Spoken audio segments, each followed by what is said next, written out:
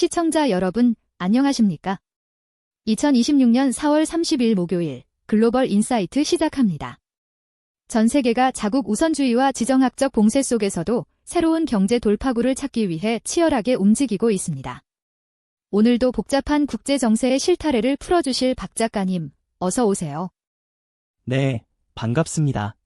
오늘 뉴스를 한마디로 요약하자면 성벽을 쌓는 자와 다리를 놓는 자의 대결이라고 할 수 있겠습니다. 미국은 봉쇄를 강화하고 중국은 아프리카에 무관세라는 다리를 놓고 있죠. 마치 15세기 대항해 시대에 새로운 항로를 선점하기 위해 각축전을 벌였던 것처럼 지금은 데이터와 에너지, 그리고 공급망을 두고 거대한 판짜기가 벌어지고 있습니다.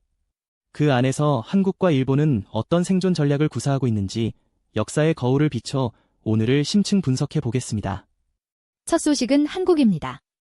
정치권에서는 협치의 목소리가, 경제계에서는 새로운 대기업의 등장이 화제입니다. 이재명 대통령이 비교섭단체 의원들과 오찬을 가졌네요. 네, 어제 청와대에서 무소속과 비교섭단체 의원들을 만났습니다. 민생경제와 외교안보에서 국론 통합을 강조했는데 이는 역사적으로 위기 때마다 반복된 대동단결의 정치적 수사입니다. 하지만 주목할 점은 실질적인 입법 성과입니다. 친일파 재산 환수를 위한 특별법 개정안과 생명안전기본법이 소위원회를 통과했거든요. 이는 우리 사회의 오랜 역사적 부채를 청산하고 국가의 안전 책임을 명문화하겠다는 의지로 보입니다. 과거 독일이 전후 처리 과정에서 보여준 엄격한 과거사, 청산과 사회 안전망 구축 과정이 떠오르는 대목입니다. 경제 쪽에서는 토스 둔형 쌓인 비바 리퍼블리카가 대기업 집단으로 지정된 것이 눈에 띕니다. 정말 상징적인 사건입니다. 핀테크와 K뷰티 기업인 한국콜마 등이 대기업 반열에 올랐는데 이는 한국 경제의 주류가 전통 제조에서 디지털과 서비스로 완전히 이동했음을 의미합니다. 과거 1970년대 건설과 중화공업 기업들이 재벌로 성장했던 한강의 기적 제1막이 있었다면 지금은 플랫폼과 콘텐츠가 주도하는 제2막인 셈이죠. 한편 한국은행의 새로운 수장인 신현송 총재의 취임사도 흥미롭습니다. IMF보다 BIS, 즉 국제결제은행을 먼저 언급하며 금융 안정을 최우선 가치로 내걸었거든요. 이는 단기 부양보다 장기적인 체력 관리에 집중하겠다는 선언으로 우리 경제가 이제 성장보다 성숙의 단계로 진입했음을 보여줍니다. 하지만 시장 상황이 녹록지는 않습니다. 증시는 올랐지만 위험 요소들이 산적해 있다고요? 어제 코스피가 6,690선을 기록하며 견조한 모습을 보였지만 속을 들여다보면 위태롭습니다. 미국 AI 관련주 급락이라는 외부 충격을 에너지와 반도체가 겨우 막아내고 있는 형국이죠. 특히 삼성전자 노조의 파업 예고와 중동 전쟁 장기화는 언제든 우리 경제의 발목을 잡을 수 있는 복병입니다. 마치 1970년대 오일 쇼크 당시 수출은 늘었지만 내부 비용 상승으로 고통받았던 상황과 유사합니다.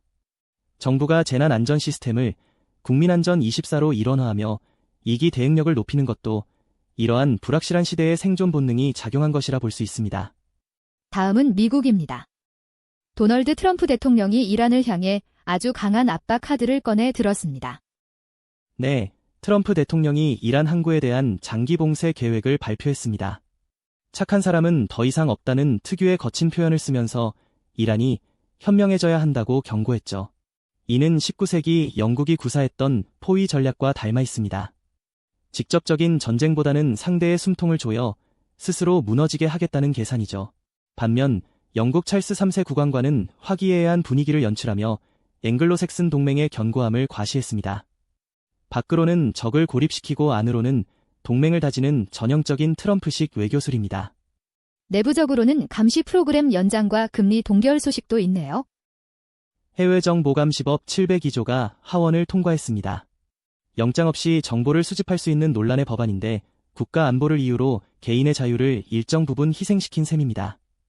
경제적으로는 연준이 금리를 3.5%에서 3.75% 사이로 동결했습니다. 제롬 파월 의장의 마지막 회의였는데 인플레이션 우려가 여전하다는 신호를 남겼습니다. 현재 미국 경제는 이란 전쟁 여파로 정부와 기업 지출에 의존해 겨우 2.2% 성장을 유지하고 있습니다. 1920년대 대공황 전야의 과잉 지출과 현재의 인플레이션 상황이 묘하게 겹쳐 보인다는 우려가 나오는 이유입니다.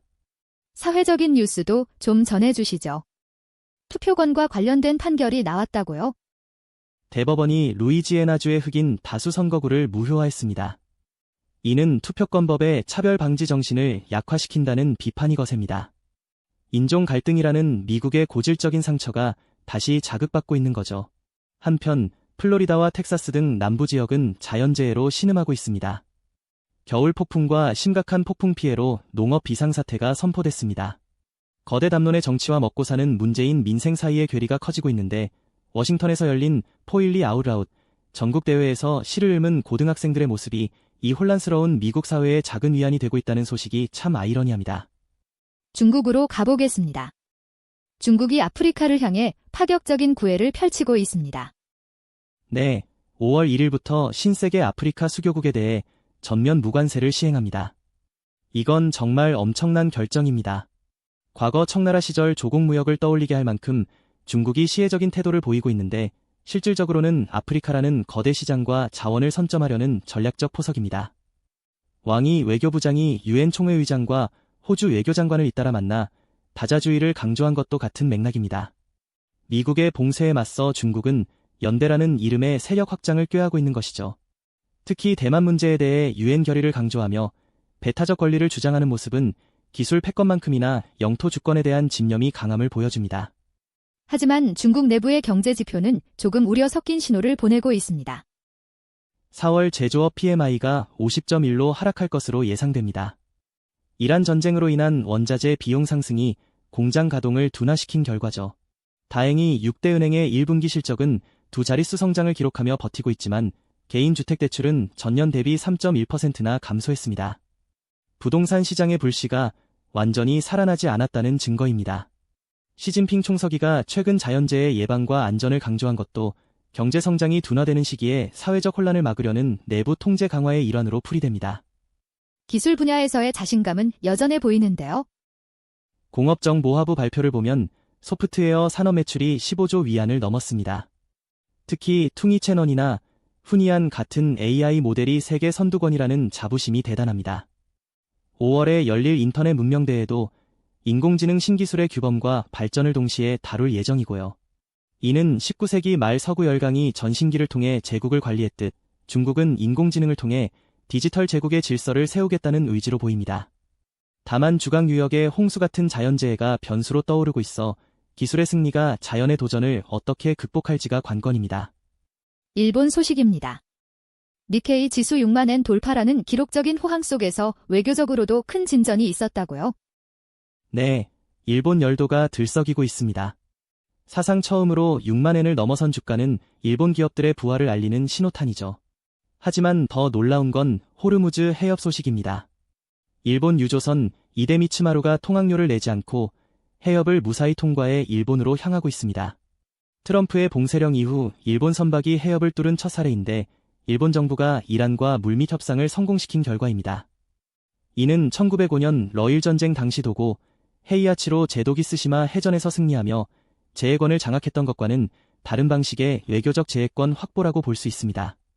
국내 정책에서도 큰 변화가 감지됩니다. 특히 건강보험 제도가 바뀐다고요?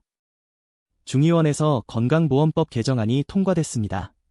의사 처방약 중 시중에서 살 수 있는 약은 환자 부담을 25% 늘리겠다는 건데 고령화 사회의 재정 압박을 견디기 위한 고육지책입니다. 다카이치 총리는 노동자 대회에 참석해 임금 인상을 약속하며 민심을 달래고 있지만 중국은 일본의 안보 산문서 개정과 장기전 준비 발언을 두고 역사를 직시하라며 강하게 비난하고 있습니다. 경제적 호황과 군사적 재무장이라는 두 마리 토끼를 잡으려는 일본의 행보가 주변국과의 마찰을 필연적으로 부르고 있는 상황입니다. 사회적으로는 지진과 기상 악화 소식이 들려오네요. 어제 나가노와 아오모리에서 지진이 발생했고 오늘부터는 골드니크를 앞두고 강한 비바람이 예고되어 있습니다. 일본인들에게 자연재해는 일상의 일부이기도 하지만 이번에는 그 대응 방식이 첨단화되고 있습니다. 일본 항공과 GMO가 공항 지상 작업에 인간형 로봇을 도입하는 실험을 시작했거든요. 노동력 부족 문제를 로봇으로 해결하려는 시도인데 마치에도 시대의 정교한 가라쿠리 인형 기술이 현대의 로봇공학으로 꽃을 피운 듯한 모습입니다. 재해와 인구 감소라는 숙명을 기술로 돌파하려는 일본 특유의 모노즈쿨이 정신이 엿보입니다. 이제 글로벌 단신들 정리해 보겠습니다. 이란 상황이 심상치 않네요. 네, 경제가 전시 상황이나 다름없습니다. 달러 대비 리알화 가치가 폭락하며 금값이 그램당 2천만 토만을 넘었습니다. 토탈에너지스는 아예 중동 생산 중단을 선언했고요. 이로 인해 전 세계 석유 생산의 15%가 영향권에 들어갔습니다. 하지만 위성 데이터를 보면 미국이 선포한 봉쇄선을 17척의 선박이 돌파하는 등 경제적 저항도 만만치 않습니다. 벼랑 끝 전술을 구사하는 이란과 이를 조이는 미국의 기싸움이 한계점에 도달한 느낌입니다. 영국과 러시아 사이의 긴장감도 높아지고 있습니다. 영국이 러시아 외교관을 추방하자 러시아도 맞대응에 나섰습니다. 양국 관계가 냉전 시대 수준으로 얼어붙었죠. 그 와중에 푸틴과 트럼프는 1시간 30분 동안 통화하며 우크라이나 휴전과 중동 문제를 논의했습니다. 두 스트롱맨의 밀착이 기존 국제 질서에 어떤 파장을 줄지 주목됩니다. 영국 내부적으로는 이란 전쟁 여파로 350억 파운드의 손실이 예상된다는 경고가 나왔고, 런던에서는 반유대주의 테러 위심 사건까지 발생해 사회적 불안감이 커지고 있습니다. 마지막으로 러시아의 경제 상황은 어떤가요? 1분기 GDP가 0.3% 감소하며 고전하고 있습니다. 인플레이션은 5.7%를 넘었고요. 모스크바 증시도 5개월 만에 최저치입니다. 하지만 나비울리나 중앙은행 총재는 인공지능과 플랫폼 모델 도입을 통해 기술 독립을 이루겠다고 선언했습니다. 전쟁 중에도 기술 혁신을 멈추지 않겠다는 건데, 로사톰 같은 거대 공기업들이 AI 솔루션을 대거 도입하며 체질 개선에 나서고 있습니다. 생존을 위한 기술 집착은 이제 모든 국가의 공통된 언어가 된 것 같습니다. 네, 오늘 정말 숨가쁘게 전 세계 소식을 짚어봤습니다. 박 작가님, 오늘 내용을 관통하는 한 줄 평 부탁드립니다. 오늘의 한 줄 평은 봉쇄의 벽은 높지만 기술과 실리의 틈새는 반드시 존재한다로 하겠습니다. 미국이 항구를 막고 국가가 국경을 닫아도 일본의 유조선은 길을 찾아내고 한국의 핀테크는 대기업으로 성장합니다. 결국 세상의 변화를 이끄는 것은 정치의 구호보다 실질적인 기술의 혁신과 생존을 향한 절박함이라는 사실을 다시 한번 확인한 하루였습니다. 오늘도 깊이 있는 분석 감사합니다. 시청자 여러분, 글로벌 인사이트가 전해드린 정보들이 여러분의 오늘을 더 풍요롭게 만드는 밑거름이 되길 바랍니다. 여러분의 발걸음마다 새로운 기회가 함께하는 활기차고 의미 있는 하루 되시길 진심으로 응원합니다. 함께 해주신 여러분, 고맙습니다.